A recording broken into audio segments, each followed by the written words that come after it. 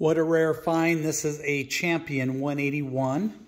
If you know anything about Champions, you will know this is one of the best boats ever built.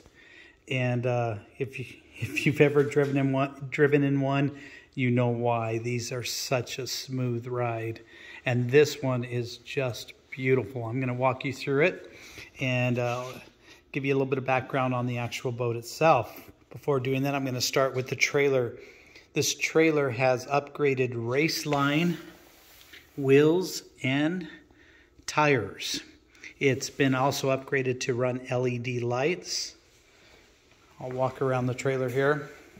In the front here, we have a new winch that's been hooked up on the trailer as well. So your trailer is extremely solid there. The boat itself has had new wiring throughout the boat. And when I say new, I mean each graph, the trolling motor, the electronics, they're all independently wired and routed back to their own dedicated terminals that then go into the batteries. I'll get into that in just a moment, but I want to start at the front of the boat. Now this boat has one of the coolest trolling motors ever designed, and it's the Lowrance Ghost. This trolling motor is extremely hard to get right now. And it comes at a pretty high price tag. But what makes this trolling motor so unique compared to the technology that's out there is it runs literally silent. And it's interesting to, when you go out on it on the first time, just how incredible it is of a trolling motor. Moving down on this trolling motor, it has been upgraded with what's called 360. And this new transducer that they came out with, it was an upgrade to the trolling motor that had to be purchased separately, but it allows you to take a 360-degree image of the objects that are below the boat. So if you are fishing rocks or structures, you can see exactly where those rocks are relative to the boat. It also has active target on it. Now what active target does is it's similar to LiveScope. It literally shows you the screen, on the screen, the fish that you're fishing. You can see your line going in the water. You can even see the fish coming up and nibbling on your line. Extremely powerful sonar. It comes in 3 modes here, which allows you to do like a hunting mode, a down imaging, and a forward, which is very, very cool. Okay, in order to dial in the electronics, this does require the most latest and greatest technology. And for Lowrance, that's going to be what are called elite units, these are not older graphs. These are brand new technology that just came out. And in order to have this technology communicate with this technology, it requires that the graphs be running the latest and greatest.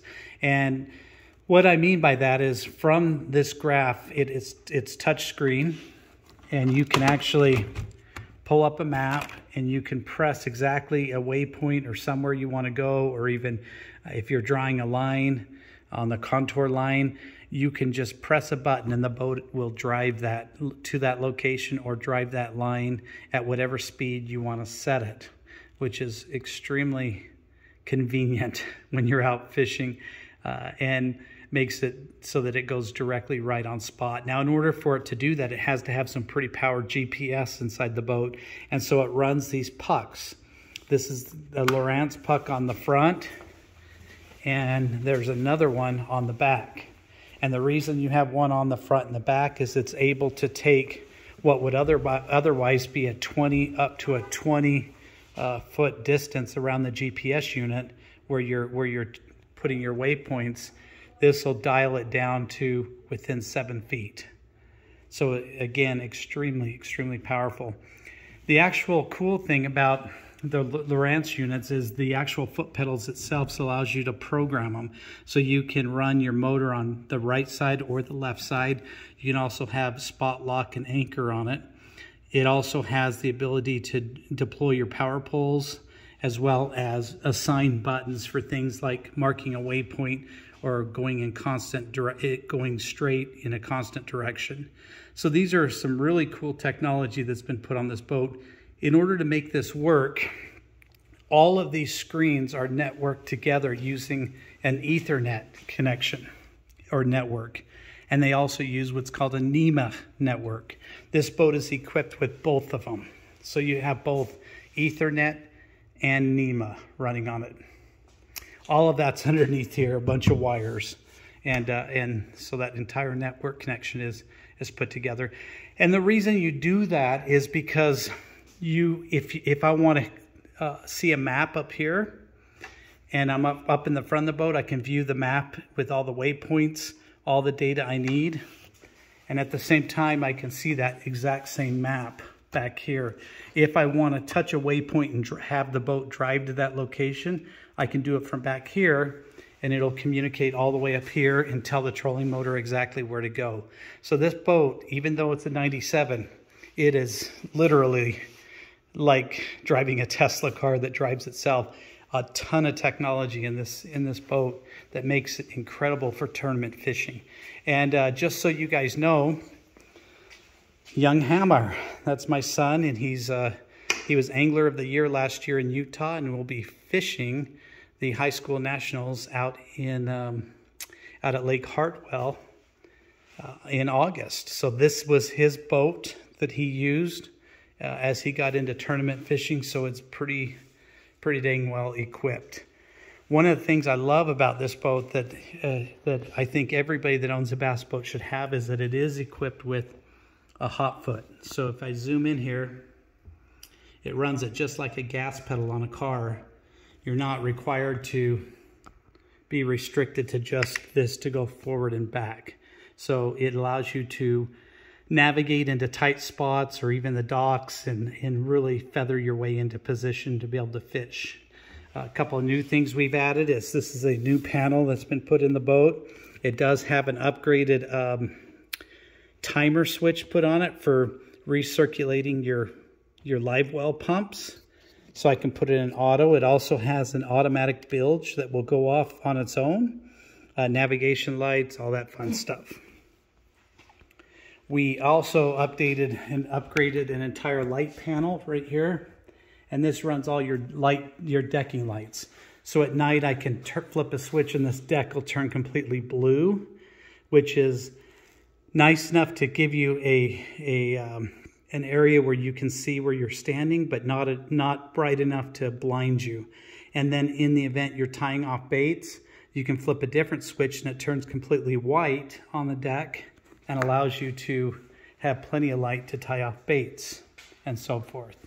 One of the other things I've got is I've got a dedicated power connector here that allows you to plug in any of your external green lights if you're doing night fishing and you're running independent green lights to help see the water and so forth. The live wells have been completely redone with all new plumbing. They do have new aerator pumps in them, and so you can basically pop those lids open, flip a switch, fill them up with water, adjust your timer, how often you want them to recirculate, and they'll recirculate, keeping your fish nice and healthy. Very awesome. Moving on to the back of the boat. This entire rear of the boat was completely redone, and every bit of electronics that runs to either the boat itself or to a trolling motor or... All right, let me pick back up. Sorry about that. I had to pause for a minute. But the actual batteries, these are 3 new batteries that are put in the back here. And this is set up for a 24-volt system for the trolling motor. The nice thing about the Ghost that you see up there is it'll run both 36 and 24 volt. But each one of the lines that come back from any piece of electronic or the trolling motor runs into these dedicated switches.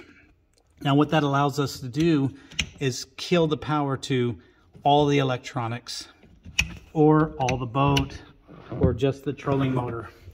And you can do that independently in the event that you're working on it or need to, power down that one unit or power it up and not have to worry about the other units being on. We also have a Minn Kota breaker box here, which is the best you can get. And this one will is to trip any over usage of the trolling motor. And this little flip switch here will automatically switch so it doesn't ever destroy any electronics, and reset is just flipping it back up. I've never had it trip, just so you know. It's always ran. We have a battery conditioner in here that stays plugged in. It keeps your batteries fresh and ready when you go out. Over there in the corner is a water and fuel separator that's recently been updated. And the motor itself, running through it, give you a little bit of background, is we have replaced the oil reservoir. I've also upgraded the cables to run down to the hot foot. It also has new thermostats put in it. It also has new fuel filters put in it. The rear bottom has new impeller, all the new oil. This is all service stuff. This was not a broken motor or anything. It ran perfect when I got it, and it runs perfect now. This is all the stuff you do to make sure your motor's always dependable and running good. This one has been an awesome motor. It is a 175, and it's an electronic fuel injected motor. It also, this boat has hydraulic steering. This is upgraded from a lot of the boats of the time, which gives you very smooth steering on the lake, and also an upgraded propeller, or prop propeller. Yep, it's an airplane, but it's an upgraded prop. It's got, of course, the transom saver on it. It's got seat belts on the actual trailer, which makes it really nice for loading and unloading the boat and locking things down. All the lights work on the boat, so you can plug in your bow and your stern lights and literally be up and running for some night fishing. The boat itself, guys, is just incredible. I mean, this is quite the machine. It's a 97, and what's kind of cool about these older boats is there's a renewed interest in them from people like if you go to Facebook groups and communities that are seeking out these boats because of how well they were built during that time. And of course, new boats nowadays cost 100 grand, so you can literally put yourself into a boat that has the same equipment, the same computers, the same components, the same hot foot, the same trolling motor, and you're paying just a fraction of what, you know, a $100,000 boat would cost you. So there's a big renewed interest in these, and they're becoming pretty hot items, and people are fixing them up and restoring them. One of the reasons we purchased this boat was to do just that. It was already a really nice boat, but we went beyond, above and beyond, and decked it out. I mean, my son and I did the work on it. It's hundreds of hours of work putting everything in and getting it set up and configured right. It was configured for tournament fishing, and that's what he does on it, is he tournament fishes. Now, why are we selling it if it is such a fantastic boat? Well, as you know, with tournament fishing, if you're doing it competitively, there are some tournaments out there that require that you have certain boats. In order to enter the tournament, you have to be running like a Tracker or a Ranger or things like that. That's very minor. It's not a big issue if you're doing mostly local tournaments and so forth. But as you move into like some of the opens and stuff like that, that can be a hindrance. So all I'm doing is moving my son into a newer boat that is approved for those tournaments, and so that he's not restricted at all in his fishing capability. But up to this point, this boat, you can fish ABA out of it, you can fish Suba, UBTT, you can fish the high school nationals, you can fish pretty much 99% of the tournaments. But I just felt like in his situation, giving him just a little bit bigger of a boat, he's where he can have a couple of friends on it and a boat captain and go do some tournaments would be beneficial for him. But that is why. Nothing wrong with the boat.